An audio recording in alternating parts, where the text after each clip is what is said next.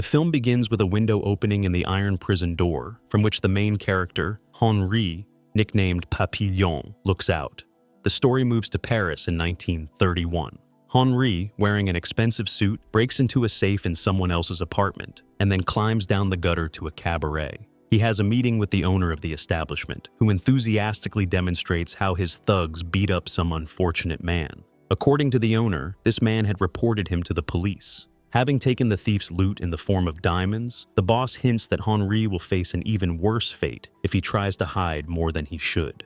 Later, Henri waits in an alley for his girlfriend, a skilled thief, to finish her shift. He presents her with a necklace, but the jewelry catches the eye of one of the criminal's henchmen. After a stormy night, the landlord knocks on Henri in his girlfriend's apartment.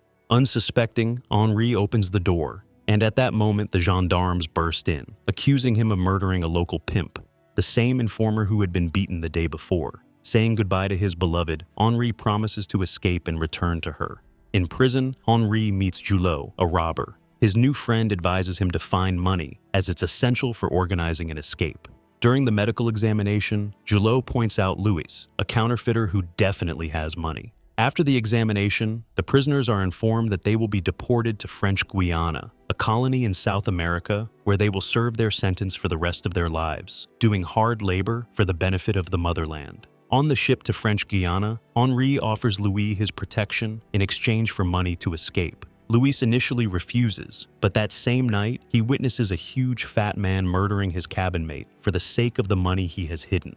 Realizing that he could be next, the counterfeiter accepts Henri's offer. The next night, a fat man with a knife tries to kill Louis, but Henri defends him. A fight breaks out, which the guards stop by, letting hot steam into the hold. Henri's bloody hands testify to his involvement in the fight, for which he is punished by being shackled. During the disembarkation, Julot falls down the stairs and injures his leg, which is why he is sent to the infirmary. The others are taken to meet the prison commander. The commandant frankly admits that he does not mind escape attempts. Those who are not shot immediately will be put in solitary confinement for 2 years and for a second attempt for 5 years.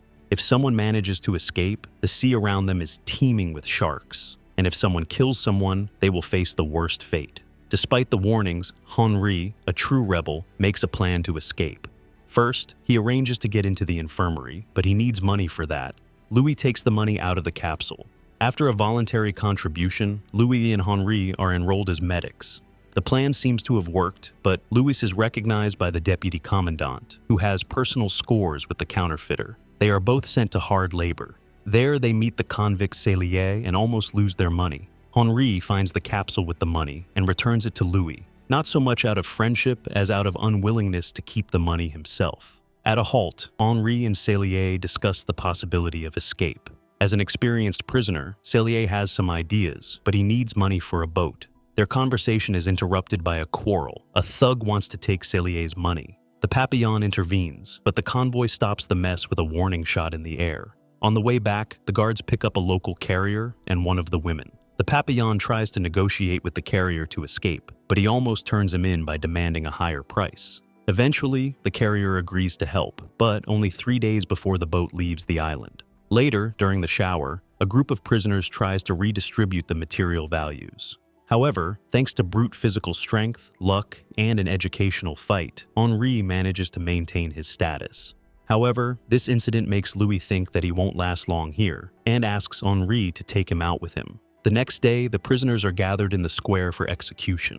Someone tried to escape by stabbing several guards. Julot was the one sentenced to death. Henri rises from his seat, recognizing his comrade. After the execution, the commandant orders Henri and another prisoner to clean up the body. Henri chooses Louis, who does not like it at all. As they carry the body, Louis becomes ill and falls down, exhausted. They begin to beat him with a whip, which makes Henri furious. He hits the guard on the head with a stone and prepares to escape.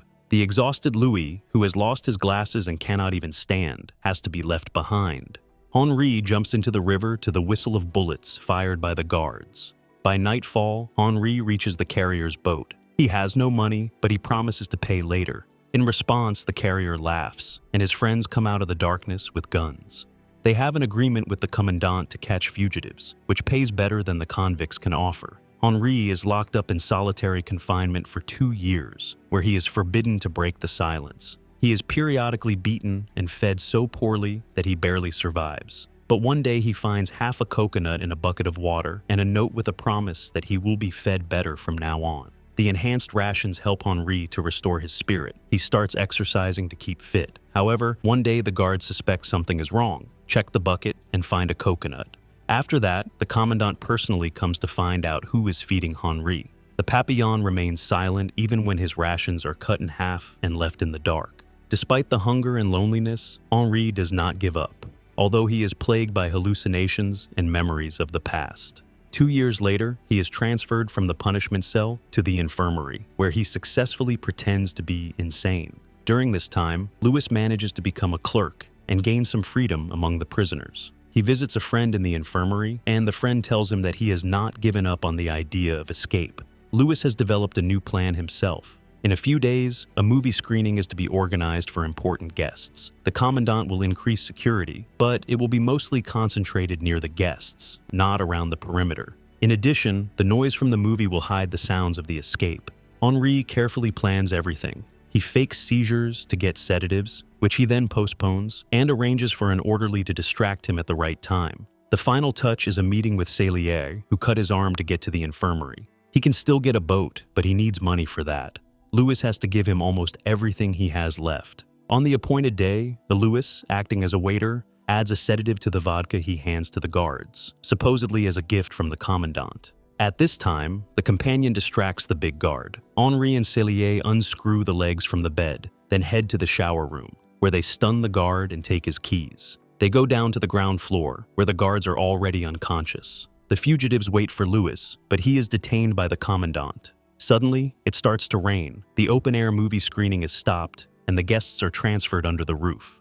Due to a short circuit, the lights go out, and to the sound of an automatic siren, Louis opens the door to his friends. Together, they climb the prison wall. As they jump down, the electricity turns on. Louis falls badly and breaks his leg. He is dragged in the rain to the riverbank, where the vendors are waiting for them. Armed men meet them there. The fugitives have to give the last of their money to be taken to a hidden boat. The plan succeeds, and at dawn, the fugitives sail down the river to the ocean. However, the boat quickly begins to take on water. Celier suggests that the Papillon get rid of the extra cargo, referring to one of the small satellites. Henri refuses, because they did not come all this way together for that. The situation becomes more complicated when a storm appears on the horizon. Celier incites one of his comrades against Louis and pulls out a knife. However, the companion, who had previously been pleasing the guard, joins the fight. As a result, he is thrown overboard. A fight breaks out between Celier and Henri, during which Celier almost drowns Henri. A comrade, who had been sitting on the sidelines, picks up a shiv and begins to stab Celier in the back. After that, Celier's body is thrown overboard. The surviving fugitives are caught in a storm. In the next scene, Henri regains consciousness in a hut on an unknown island. It is unclear how they made it to land, but the locals, led by Christian missionaries, have taken them in. Henri finds Louis with a splint on his broken leg and tells him to keep going, but Louis refuses. He recalls how he warned Henri that Celier could not be trusted, but he was not listened to. Another companion remains on the island, as he is finally popular not only with the fat jailers, but also with the beautiful women. Henri leaves the coastal camp alone. Climbing a mountain, he sees the jailer's car. Warned by a nun, he rushes back the shortcut to warn his comrades, but he is too late. Louis and the others are captured, and his companion is shot in front of Henri. Louis is shocked to the core that Henri came back for him, risking his life. Meanwhile, a thin and graying Henri is released from solitary confinement 5 years later. The commandant sends him to Devil's Island, a terrible prison on a lonely rock in the middle of the ocean, from which there is no escape. The old fortress is home to prisoners who have been rejected by society. Henri meets the aged commandant, who immediately sends him to eternal exile. Henri paints pictures on the walls and lives relatively well compared to the other prisoners. However, he still plans to escape. Henri notices the patterns of water tides while watching the ocean. He plans to make a raft out of sacks of coconuts and other scrap materials. On the day of the escape, Louis refuses. Unlike Henri, he has nowhere to go back to, and he has already managed to make a life here. The friends say goodbye.